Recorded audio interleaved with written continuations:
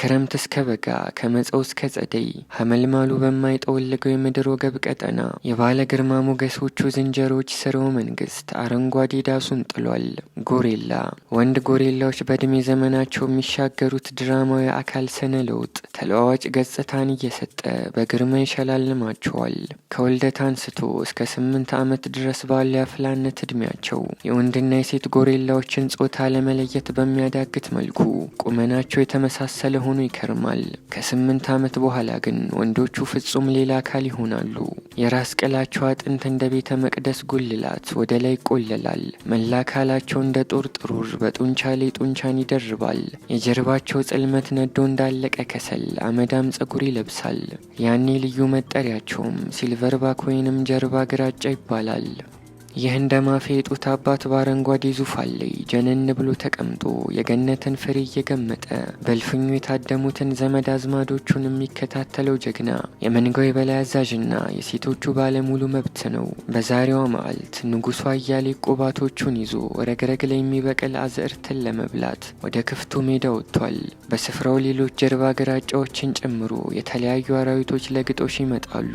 ስፍራው በአንድ ጊዜ ከግጦሽ ውድማ ወደ ጦር አውድማ ሊለወጥ ይችላል። ንጉሡ በተቀናቃኝ ለፍልሚያ ተጋብዞ አሻፈረኝ ካለ ሚስቶቹ አይነ ህላፈር ሊሉት ነው።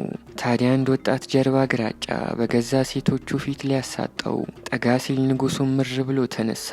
ያቋቋሙ መልእክት ግልጽ ነው። አንድ እርምጃ ተጠጋና እጠጣሃለሁ። ወጣቱ ተቀናቃኝ ጎመን በጤና ብሎ ወደ መጣበት ተመለሰ።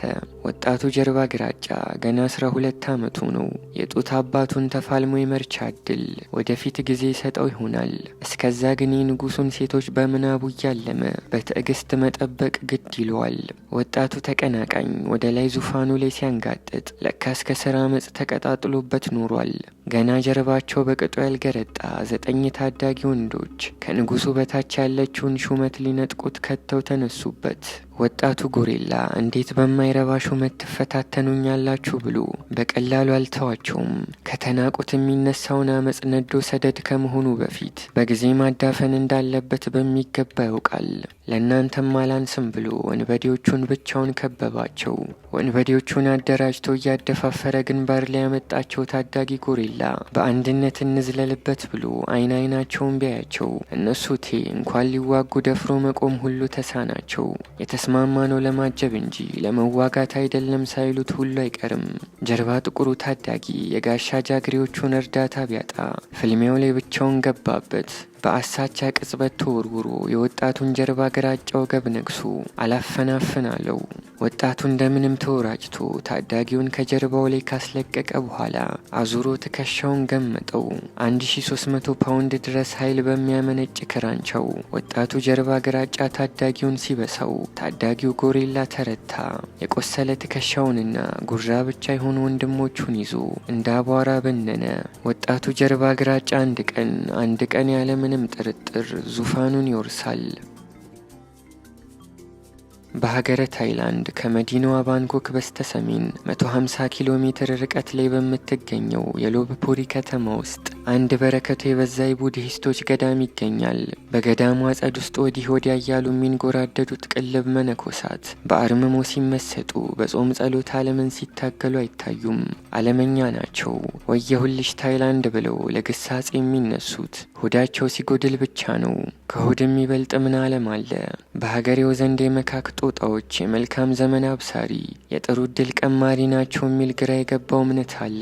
ታዲያ ይህ እምነት ባጥንታቸው የሰረጸ አማኞች መንኩሰናል ለሚሉት የመቅደሱ ጦጣዎች ላብና ወዛቸውን አምጥተው ግራቸው ላይ ሊያፈሱ ወደዱ። ምእመኑ ከመብሉም ከመጠጡም የተወደደውን መርጦ በየዕለቱ እያጋዘ የመቅደሱ ደጃፍ ላይ ይከምራል። መነኮሳቱም ከእንቁላሉም ከአይቡም ከአትክልቱም ከፍራፍሬውም መትረው እየቆረጡ ሲያጋብሱት ይውላሉ። ድንቄ ምንኩስና ሲያዩት ያላማረ ሲበሉት ያቀራል እንዲሉ አማኙ በጦጣዎቹ ፊት የሚያቀርበው አስራት መንፈሳቸውን የማያስቆ ቁጣ ከፍሬዋ ማረሙን ሟና መሆን ይኖርበታል። ካልሆነም ማኛ ወይንና ሰላጣ ስንሻ በበሰበሰ ሙዝ ስለምን ትፈታተኑናላችሁ? ከቶ አታፍሩምን? በጠነዛ ጎመን መንግስቱን ስትሹ የሚሉ ይመስለኛል። ከዛ ገዳም ከተባለ የባለጸጎች እልፍኝ ትይዩ መንገዱን ተሻግሮ ደግሞ ፍጹም ሌላ ዓለም አለ። የተራቡ አንጀቶች፣ የተከፉ ፊቶች፣ አመዳም ገላዎች በአያሌው የሚታዩበት የገበያው ዓለም በሻጭና ሸማች በተጨናነቀው የማታለሉ ዓለም ውስጥ የከተሙት መናጢ ጦጣዎች እንደ ባህታዊ መሰሎቻቸው ሰማያዊ መና ይወርድላቸውም። ለዕለት ጉርስ ተጋድሎ ነው። አስከፊ ጎዳና ላይ ሕይወት የሚገፉት የገበያው ጦጣዎች ወደ ጥጋቡ መንደር አሻግሮ ያያሉ። የቤተ መቅደስ ጦጣን መሆን ያልማሉ። አሁን ይመኙታል፣ ግን አይታደሉታል እንጂ እድልን መች ይታገሉታል። እድላቸው አንድ እያከካችሁ ኑሩ ሲል ተፈጸመ። ሮሚዮ ከገበያው ጦጣዎች ወገን የሆነ የ6 ዓመት ወጣት ነው። ቀናት ተነባብረው እየተናዱ 6ኛ የችጋር ዘመኑን ሲያበስሩት እንኳን ተወለድክ እያሉ አልነበረም።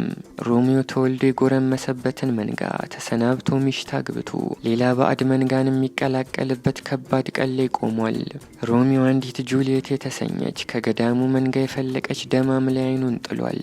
ሮሚዮ ጁሊየትን ልብ ካሸነፈ የገዳሙን መንጋ ተቀባይነት አግኝቶ አመዱን በድሎት ያራግፍ ይሆናል። ግና መነኮሳቱ ማንም ከገበያ መጥቶ የተቀደሰውን እንዲያረክስ አይፈቅዱም። ሮሚዮ ከሴቶች ሁሉ አብልጦ የወደዳት ጁሊየት ከመንጋው ጎበዞች እምብዛም ፍቅር እያገኘች እንዳልሆነ በሩቁ አስተውሏል። ሮሚዮ ሌት በጠራው ጨረቃ የገዳሙን ቅጥር በስውር ጥሶ ገባ። ጁሊየት ይህንን ነሆለላ አፍቃሪ እንደ ሼክስፒሯ ጁሊየት ሮሚዮ ሮሚዮ የልቤ ወለላ ባክህን ለውጠው ስምህን በሌላ ብላ ብትቀኝና የእሷና የሱን መንጋ ታሪካዊ ባላንጣነት ብታስታውሰው መልካም ነበር። ሮሚዮ ተሳክቶለት ጁሊየትን በቅፎ አስገብቶ ሲቀምላት አደረ። ጎህ ሲቀድ የቤተ መቅደሱ ጠባቂዎች ሰርጎ ገቡን ከገዛ ሴታቸው ጋር እጅ ከፍንጅ ያዙት። ይህች ትንሽ ጥፋት 3ኛውን የዓለም ጦርነት ታፈነዳለች ብሎ ከቶ ማን ገመተ? ገዳማውያኑ ሮሚዮን አሳደው ይዘው በክንዳቸው እዛና እዚህ እያላጉ በነፍሱ ተጫወቱበት። ዘውታሪ ህመም ሊሸልሙት የጥቃታቸውን ትኩረት ፊቱና የዘር ፍሬው ላይ አድርገው በጥርሳቸው እየተለተሉ በምድር ዓለም ገሃነምን አስጎበኙት። የመነኮሳቱ የተጋጋመ ቁጣ ከሮሚዮ ደም በላይ የሆነ ካሳን ጠየቀ። የገዳሙ ጦጣዎች በመላ ለዘመቻ ነቅለው ከተቱ። እንደ ተቆጣ ነውጠኛ ማዕበል እየደነፉ ጎዳናውን አቋርጠው ገበያውን አጥለቀለቁት። የገዳሙ ሰራዊትና የገበያው ጦር በህንፃዎቹ ላይ ተላተመ። ውጊያው ተፋፋመ። ጣቶች ተቀነጣጠሱ። ጅራቶች እየተጎረዱ ወደቁ። ጆሮ እየተበጠሰ በረረ።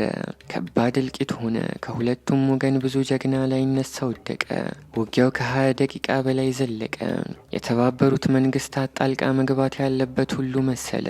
የመነኮሳቱን ዱላ ሲመከት የቆየው ገበያው ጦር የማታ ማታ ከናዱ ዛለ። በመጨረሻም የመናንያኑ በረከት በገበያተኞቹ ላይ አደረ። በእርግጫና በጡጫ ቀድሰው ሸኟቸው።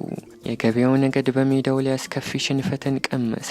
የአባተሌ ሮሚዮ ወይ ጁሊየትን ሳያገኝ ወይ መስዋዕትነትን ክብር ሳይቀዳጅ ከአንዱ ጎሳ ለነፍሱ አምልጦ በአንዱም ጎሳ አይን ህላ አፈር ተብሎ በታይላንድ ጎዳናዎች ላይ ብቻውን ሲባትል ታየ።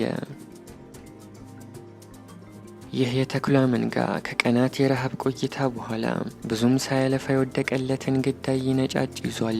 ከልጆች በፊት ወላጆች የሚል ገበታ ላይ ወላጆችን የሚያስቀድም ሲወርድ ሲዋረድ በትውልድ ቅብብሎሽ የመጣ ተኩላዊ ህግ አለ። ታዲያ አንድ ወጣት ተኩላ ይህን ህግ ጥሶ የመንጋውን መሪ አልፋ ተኩላ ትዕግስቱን ይፈታተነው ይዟል።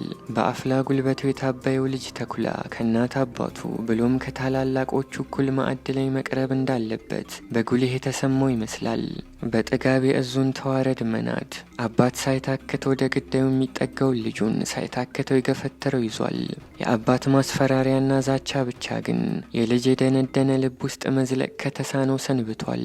ከውስጥ በብሪተኛ ልጁ ክፉኛ ሲፈተን የቆየው አባት ከውጭ በማይጋፉት ጠላት ዳግመኛ ሊፈተን ሆነ። የግዳዩ ሽታ ከሩቅ የጠራው አንድ ግዙፍ ቡኒ ድብ ከስፍራው ተከሰተ። በግዳዩ ዙሪያ የነበሩት ተኩላ ተኩላዎች በሙሉ ሊጎርሱ የያዙትን እያስቀመጡ ወደ ኋላ ፈገፈጉ። አልፋው ብቻ ከግዙፉ ድብ ፊት ለፊት እያጉረመረመ ቆመ።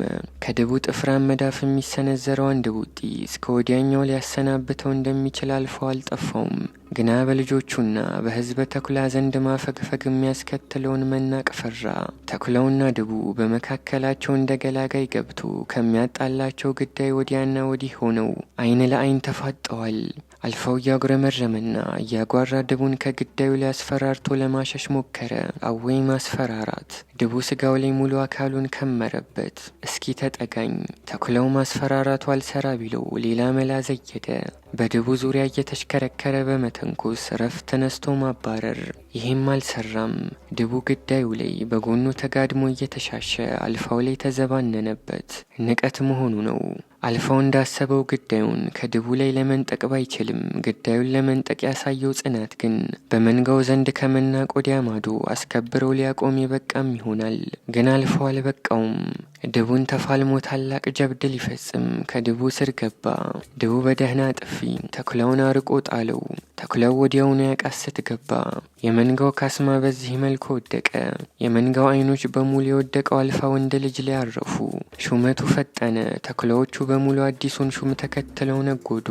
የቀድሞ አልፋ ሚስት ብቻ ወድቆ የሚያጣጥር የዕድሜ ዘመን አጋሯን ጥሎ መሄድ ከብዷት ከጎኑ ቀረች። በትዳር የተጣመሩ ተኩላዎችን ውል የሚቀደው የሞት መልአክ ብቻ ነው። ከሰማይ ቀበሌ ወሬ ለመንጠቅ የተመዘዙ ከሚመስሉት የአልፕ ሰንሰለታማ ተራሮች ስር ነው። ክረምቱ ጓዙን ሸክፎ መንገድ ጀምሯል። ምድሪቱ ግን ከክረምቱ ቆፈን ገና በቅጡ አልተላቀቀችም። መስኩ እንደነጣ ነው። የዛፎቹ ወዝ አልተመለሰም። ከበረዶ ስር የተቀበረው ልምላሜም ገና አልተገለጠም። ረሃብ በሆዶቹ ውስጥ ከቷል። አዳኙም ታዳኙም አራዊት በጠኔ ሰንብቷል። የአጋዘን አገር አማን ብሎ የሚላስ የሚቀመስ ነገር ፍለጋ በሞተው ዱር ውስጥ ይመላለሳል። አገር ግን አማን አይደለም። ጠላት አጋዘኑ ካላየው ስፍራ ላይ ሆኖ በገዳይ ዓይኖቹ ቃኝቶታል። አንዲት አውራ ተኩላና ሰራዊቷ የመንጋው ወንድ መሪ አልፋውም ከጎኗ ደጀን ሲሆን ቆሟል። ይህ ወጣት አጋዘን በቀላሉ የሚወድቅ ግዳይ አይደለም። እማወራዋ ተኩላ ግን እቅድ አላት። ወደ ሰራዊቷ ተመለከተች። መንጋው ካደፈጠበት እየወጣ ወደ አጋዘኑ ተንደረደረ። ይህ አጋዘን ከዚህ ቀደም ተኩላ አይቶ አያውቅም። ሆኖም ካቀበቱ ላይ ቁልቁል ወደ እሱ የሚምዘገዘጉት ፍጥረታት ቅጠል ሊያባጥሱት እንደማይመጡ ያውቃል። እውቀቱ በደሙ ነው። ማሳደድ መሳደዱ ጦፈ። ተኩላዎቹ የተራቆተውን ደን እየጣሱ ወደ አጋዘኑ ተፈተለኩ። እንደነሱ ሁሉ እሱም እቅድ አለው። አጋዘኑ ሲበር ከራሱ መንጋ ደረሳቸው። የተኩላዋ ፍላጎትም ይህ ነበር፣ አጋዘኑ ወደ መንጋው እንዲመራቸው ማድረግ። በዛ ሳያደክምና ሳያታገል የሚወድቅ የታመመ አሊያም ሮጦ ለማምለጥ ያልደረሰ ግልገል አይጠፋም። አጋዘኑን በቀን በጠራራ የገዛ ወገኖቹ ላይ የተኩላ ሰራዊት አዝምቶ እሱ ወደ ሰላም ዳር ተገነጠለ። አጋዘኑ እጁን ታጥቦ ደካማ ወገኖቹን ማሳረዱ እኮ ያስብለው ይሆናል። ግና ከተኩላ እግር ስር በቀላሉ የሚወድቁት ታማሚ አጋዘኖች በሽታቸውን አዛምተው ዘረ አጋዘንን እንደ ቅጠል ሊያረግፉት ይችላሉ። ምርቱን ከግርዱ መለየት ደግሞ የተኩላዎቹ ተፈጥሮዊ ኃላፊነት ነው። ክረምቱ በበጋው ፀሐይ ሙሉ ለሙሉ እስኪገረሰስ ድረስ አጋዘኖች ሰብሰብ ብለው ይከማቻሉ። ወደ ጠላት የሚያማትሩ ብዙ ዓይኖች፣ ወደ ገዳይ የሚሰሙ ብዙ ጆሮዎች ያስፈልጓቸዋል። በዚህ ምግብ የበጋው ወራት መልካም ትዝታ ሆኖ ብቻ በሚቀርበት የክረምቱ ጊዜ አጋዘኖች አካልን አልፍተው ሆድን ከሚያጮሁ አላስፈላጊ እንቅስቃሴዎች ይቆጠባሉ። የአካላቸው የስብ መጠን ይጨምራል። የቆዳቸው ጸጉር ብርድ የማያዘልቅ ሲሆን ችፍርግ ብሎ ይሞላል። የልብ ምታቸው ከዝግም ዝግ ይላል። እንግዲህ እነዚህ አጋዘኖች ክረምቱን ለወራት የሚጋደሉት ባዶ እጃቸውን ሳይሆን አስፈላጊውን ተፈጥሯዊ ጦርና ጋሻን ታጥቀው መሆኑን ልብ ይሏል።